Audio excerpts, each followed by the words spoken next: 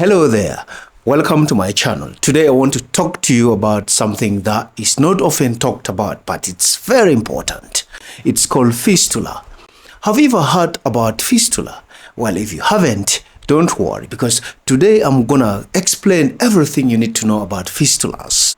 Fistula is a medical condition that affects women around the world. It's when an abnormal connection is formed between two organs or an organ and the skin.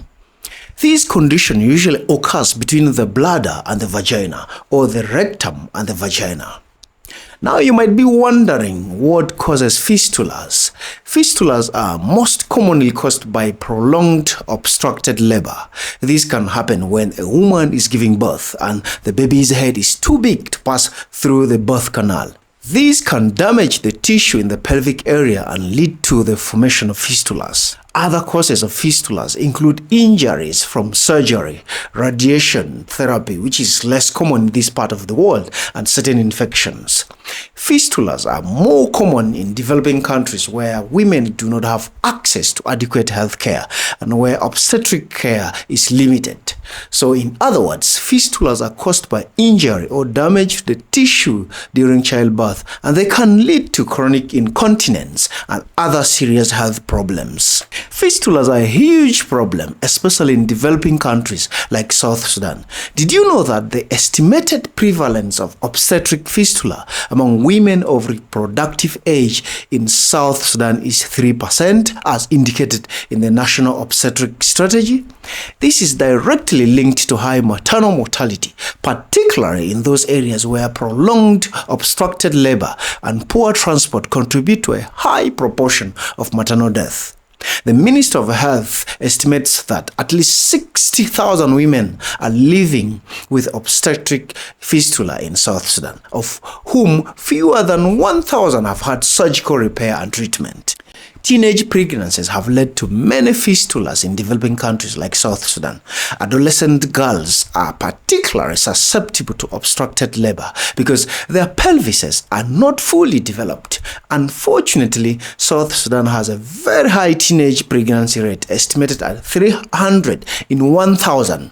An adolescent girl is more likely to die from complications during pregnancy or childbirth than any other cause.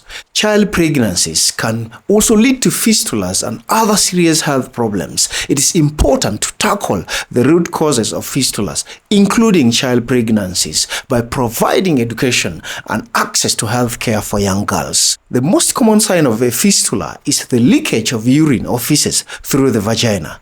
This can lead to chronic incontinence and can also cause pain and discomfort. Other symptoms of fistulas include pain during intercourse and vaginal discharge.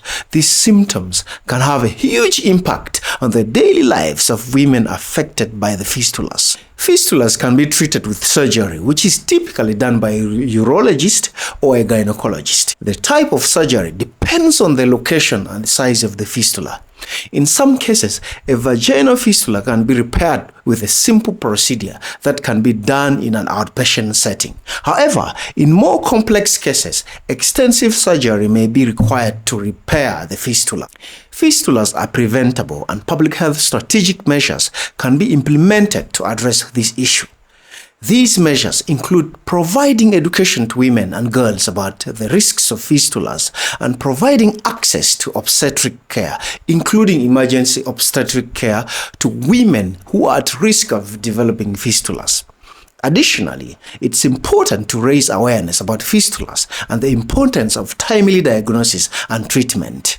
It's important to remember that fistulas are a serious health issue that affects many women around the world, and South Sudan is no exception. With proper education and access to healthcare, fistulas can be prevented and treated.